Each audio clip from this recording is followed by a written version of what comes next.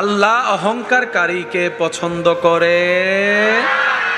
অহংকার কাকে বলে? এক কথায় বুঝবেন, অন্যকে ছোট মনে হওয়া, সে জায়গায় নিজেকে দামি মনে হওয়া, এটার নাম অহংকার।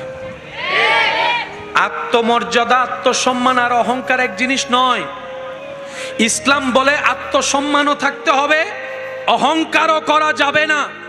ও ইসলাম, দুইটাকে সমন্বয় আমি কিভাবে করব? বলে যে তুমি অহংকার কখন করবা? যখন তোমার মনে হবে এগুলা আমার, এগুলা আমার, এগুলা আমার, তখন তোমার নিজের ভিতর অহংকার আসবে। তাই তুমি একটা কাজ করবা, যখনই তোমার কেউ প্রশংসা করবে তখনই তুমি বলবা আমি ছোট মানুষ, আমার কিচ্ছু নেই, সব আমার রব দান করেছেন, আমার রব আমাকে ভিক্ষা দিয়েছেন, আমার রব আমাকে ভিক্ষা দিয়েছেন, আমি মালিক হওয়ার যোগ্য নই, কিন্তু রব দয়া করে আমাকে মালিকের চেয়ারে বসিয়েছেন, কিন্তু এটা আমার নয়, আমার রবের দান। সুবহানাল্লাহ।